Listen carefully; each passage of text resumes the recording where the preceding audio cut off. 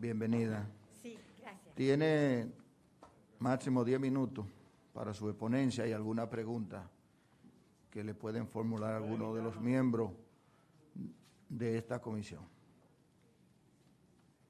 Sí, para que me conozcan, porque mucha gente no me conoce sin la mascarilla. Sí, muchísimas gracias. Muchísimas gracias. Me siento bien de estar aquí. Mi saludo y respeto para todos, todas. Y me siento mejor porque estudié Derecho para conocer los derechos de los ciudadanos.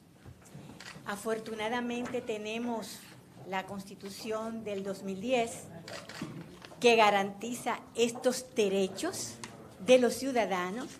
Es una Constitución sumamente garantista y eso hace que uno se sienta bien cuando se trata de defender a los ciudadanos, al pueblo, a través de un organismo que la misma Constitución prevé.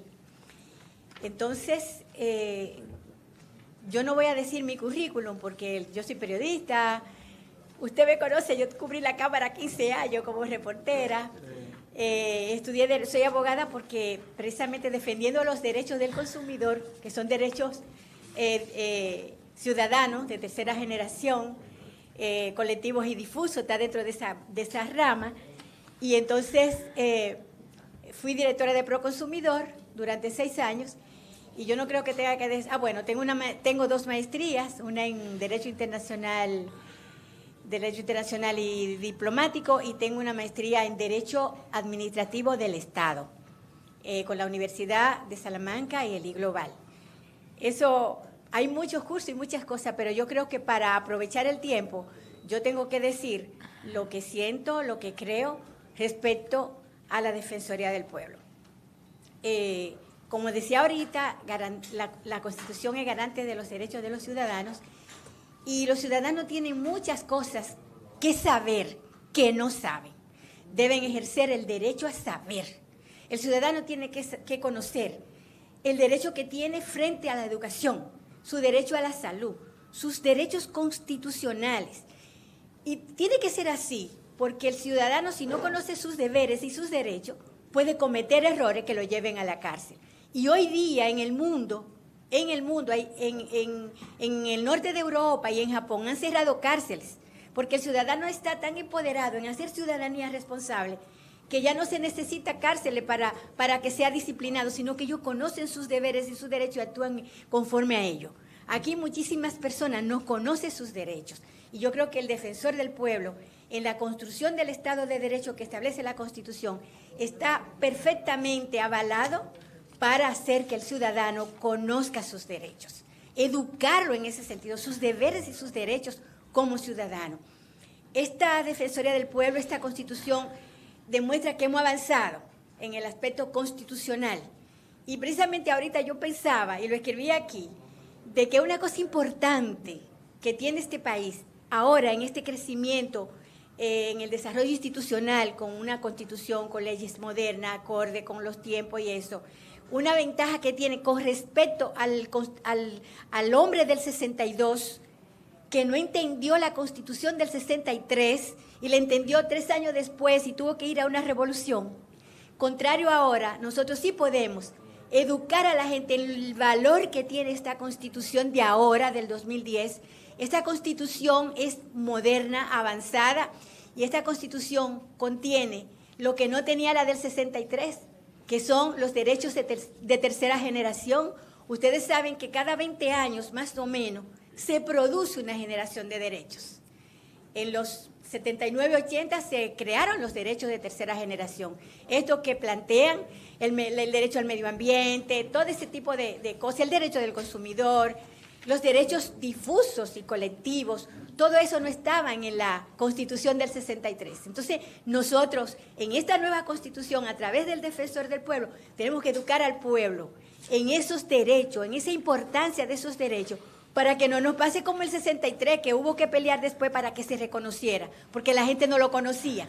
Entonces, yo creo que estamos en un buen momento para ejercitar, para construir. El Defensor del Pueblo es un eslabón, una columna en la construcción del Estado de Derecho, que es una tarea pendiente que tiene la República Dominicana. Los padres fundadores de nuestra República nos legaron esta República y precisamente la construcción de un Estado de Derecho fuerte, donde todos seamos iguales ante la ley, donde sea respetada cada una de las prerrogativas constitucionales del ciudadano, nosotros realmente seremos una república diferente. Entonces yo creo que en esa construcción el Defensor del Pueblo tiene una labor sumamente importante en la que todos estamos obligados. Yo hablaba ahorita un poco del derecho a saber y precisamente una de las cosas que tiene la gente aquí es la ausencia de conocer sus derechos, sus leyes. Vi un trabajo que salió con respecto al conocimiento que tiene la gente del Defensor del Pueblo y perdemos. Y yo quiero reconocer que cuando tú eres pionero de una institución, de una cosa nueva, es duro el comienzo y yo creo que ellos comenzaron bien, que doña Zoila y su equipo comenzó bien, han hecho lo que estaba dentro de su alcance, pero podemos hacer mucho más. Podemos hacer mucho más dado el alcance de la misma ley y dado el alcance de las prerrogativas de los derechos constitucionales que amparan al ciudadano. La defensa de los derechos humanos, la defensa de los derechos colectivos, o sea, mucha gente no sabe con qué se come eso, o sea, los derechos colectivos son los derechos de todos. Son difusos porque implica al individuo y implica la colectividad. Entonces, ahí hay una dicotomía, hay un problema. Porque, por ejemplo, tú tienes derecho a la energía, tú tienes derecho al agua, tú tienes derecho al medio ambiente. Entonces, tú estás en un barrio donde un señor te pone una instalación de una fundidora de cosas y entonces te contamina el ambiente colectivo de todos, pero contamina el ambiente colectivo del individuo que queda al lado. Entonces, ahí viene lo que se llama difuso, o sea, está el colectivo de todo el mundo que está afectando y el individuo. Pero además hay otro derecho, hay el derecho al trabajo. La gente tiene derecho a trabajar porque ¿de qué va a vivir? Entonces, tú me vas a decir, bueno, si yo vivo de un taller de soldadura, ¿tú me lo vas a quitar? Entonces, bueno, hay entonces reglas dentro de ese derecho de que nada, el medio ambiente plantea que usted no puede estar ahí en un sitio urbano donde está, o sea, hay toda esa cosa, que si se va la luz en un barrio y se dañan todos los equipos electrodomésticos, ahí entra el derecho colectivo y difuso, o sea, se dañó el mío, se dañó el tuyo, se dañó el de todo el mundo. Entonces, está dañado todo lo de la colectividad, pero también está dañado el del individuo. Entonces, habría que medir el valor de los daños de cada quien. O sea, si a usted se le dañó la nevera, la computadora, si a usted se le dañaron los tres, o sea, la respuesta en torno a eso, por eso se hace difuso, por lo colectivo y lo ciudadano. Realmente yo entiendo, en la Defensoría del Pueblo está el artículo 9, que me encantó. El defensor del pueblo no estará sometido a ninguna autoridad proveniente del Estado, dice el artículo 9. Me gustó eso, porque eso es lo que te da independencia. El tema de la neutralidad es precisamente esa, o sea, el defensor del pueblo tiene que ser neutro frente a todas las otras cosas. Es un ente que está ahí. Y la historia del defensor del pueblo, el ombudsman, quien lo creó fue para ser transparente, era el rey. Yo quiero ser transparente, necesito una gente que me fiscalice. Es bonitísima la historia del defensor del pueblo. Entonces, la fiscalización debe estar, pero para que sea fiscalizado, la gente tiene que saber de qué se trata. O sea, si usted va a una institución pública y no le resuelven, el ciudadano tiene que saber que tiene derecho a que le resuelvan. Entonces va a donde el defensor del pueblo. Y ahí el defensor del pueblo entonces tiene una actitud más bien de mediación. El defensor del pueblo es un pilar en la construcción del Estado de Derecho. Y la función de información, que es un derecho de los ciudadanos también, la función de la información es fundamental y debe aprovecharse de los mecanismos de derechos de cuarta generación, como son los derechos a la información, el derecho a la informática. Entonces usted tiene las redes sociales, usted tiene, ahora hay muchísimos mecanismos para poder llegar a la gente. Entonces eso también debemos incorporarlo en una defensoría del pueblo que sea eficiente y eficaz, como requiere y como reclama la Constitución. Bien. Se acabó mi tiempo. Muy bien. Quedó el tiempo para alguna pregunta. El diputado Juan Dionisio. Hola, buenos días. Altagracia Paulino. Nosotros quisiéramos esa autoridad. El micrófono. Diputado, No te oí. el micrófono, por favor. Esa autoridad independiente, son dos preguntas, Altagracia Paulino, una gran defensora de los derechos del consumidor de este país. Hicimos algunas jornadas juntos. Esa autoridad que le da la Constitución, esa autoridad independiente que le da la Constitución al defensor del pueblo, ¿cuál sería el límite de esa autoridad si usted fuera defensora del pueblo? ¿Dónde termina esa autoridad?